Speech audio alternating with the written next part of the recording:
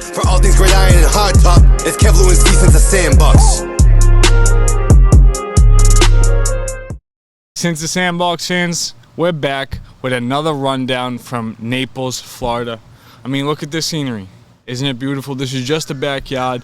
We'll be going to the beach later on. Something I just want you guys to keep in mind, we are recording this episode outside, so please, you know, the environment and everything going on, cars, animals, people, whatever it may be, let's keep that in mind, but still always trying to bring you the best from Since the Sandbox. So I just gave you guys my biggest questions in the NFL draft. 2 weeks ago, I gave you guys Meet the People, episode 4 with Jeff Arenella, so make sure you guys go and check that out. The Eastie baseball team has started off the year strong, so guys, come and check out a game at the East Boston Stadium. You know that varsity team is going to be doing a lot of good things this year. But today we're back with a Since the Sandbox Classic. Today is NFL Sophomore Slump or Success. So what I'm going to do, I'm going to dive in with 5 players in this episode and then another 5 players in another episode, and you guys can, you know, share your opinions on whether you think, you know, a lot of these guys will have success or maybe they'll slump in their second year in the NFL. So now to get into the episode. Before we do that, guys, what do you think of the shirts? Let me know what you guys think. Since the Sandbox podcast is Boston's #1 sports podcast, you guys should all know this, and that's why you've been leaving us 5-star reviews. Okay. The first player I have for the NFL Sophomore Slump or Success, Trey Lance.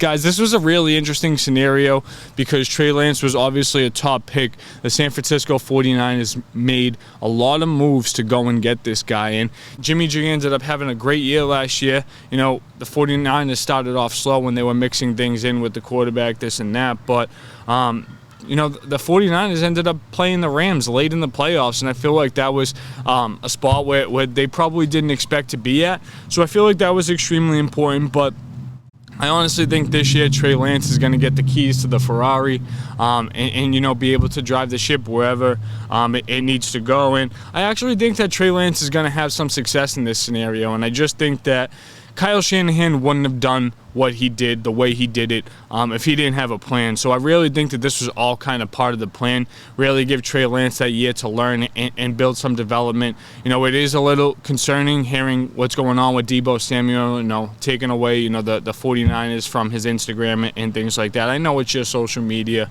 and I know it's probably all part of the contract agreements and this and that, but still you want to make sure if you're going to have a young quarterback like that you're going to have your stud wide receiver in their form. But I absolutely think Trey Lance is going to have success this year, and I just think if you're comparing that based on last year, any kind of season this year would be successful. But I do think that we could see Trey Lance throw north of 3,800 yards. You have a 2-to-1 touchdown interception ratio, and if he surpasses anything than that, then that's a great year. You know what I mean? So next year is really going to be his first full sample size of what he's going to be as an NFL player, and I'm really excited to see that. I think he's going to absolutely succeed.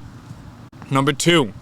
Your favorite tight end, the best rookie tight end in NFL history statistically, Kyle Pitts. Guys, this is an interesting scenario because Atlanta is in a different face of their franchise at this point, and Matt Ryan's no longer there, the guy that's been their quarterback for X amount of years, right? So I actually think Kyle Pitts is going to slump a little bit, and the reason why I say that is I don't see Atlanta drafting a quarterback in this draft. I just think that they might want to wait till next year, and with the commitment that they made to Marcus Mariota and the relationship that he has with a lot of the guys in the organization there, I feel like that's something that they're going to ride out, honestly. And you know, I just do think that Kyle Pitts is going to have a slump here. I think he'll catch less than 1,000 yards. Maybe his touchdowns could go up because he's used more in the red zone, but you know, I'd like to see Kyle Pitts be somewhere around 700 yards and 8 touchdowns next year. And for a tight end, that's still a decent season. But after you just caught 1,000 yards as a tight end, you definitely want to build on that. And I think it's going to be very hard to continue to build on that without a quarterback of Matt Ryan's caliber. I know he was older in his career, but realistically, Matt Ryan is still, you know, a top 15 passer of the football in the league at this point. Next, Jalen Waddle.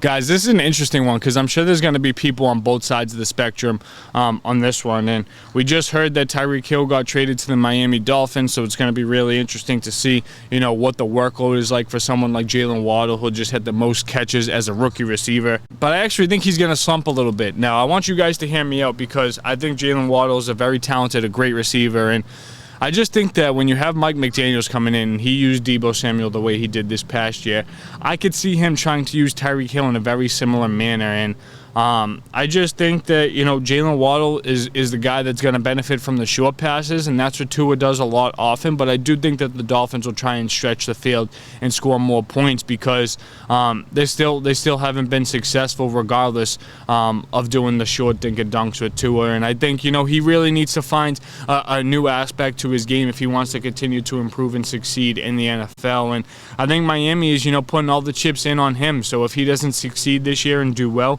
I think that's going to be troubling for his position with Miami going forward. But I think Jalen Waddle was going to have a successful career as an NFL receiver.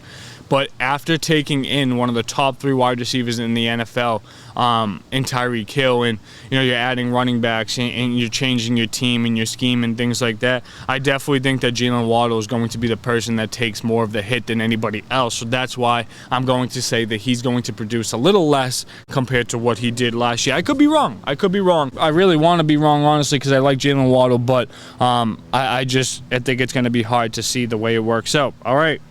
Coming back to the quarterback position, Mack Jones. Pats fans, need you guys to sit tight for this one. This is going to be a little interesting, but Mack Jones last year was probably the best NFL rookie quarterback.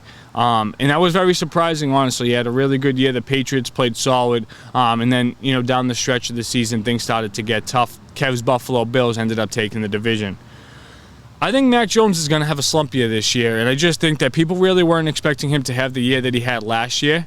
And, that's all right. He came out and he surprised people. He showed the NFL, why he was the guy that was rumored to be taken at Kyle Shanahan's spot at 3, and why Bill Belichick really drafted him, honestly. But the reason why I say Mack Jones is going to slump and struggle this year is just because the Patriots are losing a lot of pieces on the offensive side of the ball, on the offensive line. They really didn't improve that specialist position, and the Bills are ramping up. The Dolphins are ramping up. I mean, these two teams statistically on paper are probably better rosters than the New England Patriots. Obviously, I think the Pats can still steal a game from Miami. I think it'll be tough versus the Bills, but right now I see the Pats as the 3rd team in that division. I know a lot of you might not, but there's still moves to make in this offseason. I think it's going to be interesting to see the way the cookie crumbles, but I think the Patriots are going to have some struggles, and they're going to have to find different ways to succeed. Mack Jones definitely showed that he's a successful pocket passer, but let's see with the weapons around him if he can continue to have the success he did. All right, 2 more players on this list. This time I'm going to come to the defense. Pat Surtain. Guys, Pat Surtain had an all-pro season last year, was one of the best cornerbacks in the NFL. I absolutely think he's going to succeed. Last year he had tremendous success, and that was with a more porous team around him. And now you see the depth and the talent that surrounds that Broncos team and the money they invested in free agency, the trade with Russell Wilson. I think that's only going to set Pat Surtain up for tremendous success, honestly. And that defense is going to be, really ramped up. You're going to have, guys like Bradley Chubb, Justin Simmons, and Pat Surtain to lock it down. And I wouldn't be surprised if they try and get some defensive guys, in the draft to really improve that defensive group. So I absolutely think Pat Surtain's going to have success. I think the Broncos are going to be a sleeper team in the AFC, and they're going to make noise in that AFC West. So we'll see what happens. It's going to be really interesting. My last player, New York Giant, Kadarius Toney.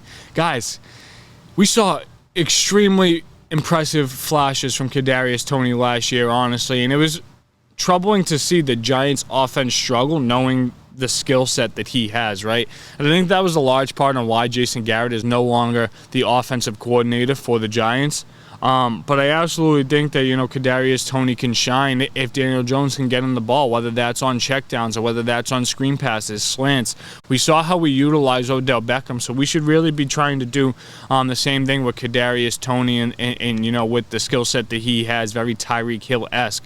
Take the top off opposing defenses, really stretch the fields, and let's get Giants football back to where it needs to be, because it hasn't been up to par for a long time, and I really appreciate getting back to that so I can enjoy watching football on Sundays a little bit more. Guys, this was episode 1 of Sophomore Slump of Success. I know you guys are going to disagree with a lot of these picks, but make sure you guys let me know. I want to hear your reason why on your disagreement. And you know, if you can back that up, so be it. I'm willing to hear it. We have Sophomore Slump of Success episode 2 coming next. Guys, go and check out our biggest questions in the NFL draft, and stay tuned for a lot more to come with Since the Sandbox. 5 stars. You guys know the deal. Peace out. For all things great iron and hard top, it's Kev Lewis, since the Sandbox.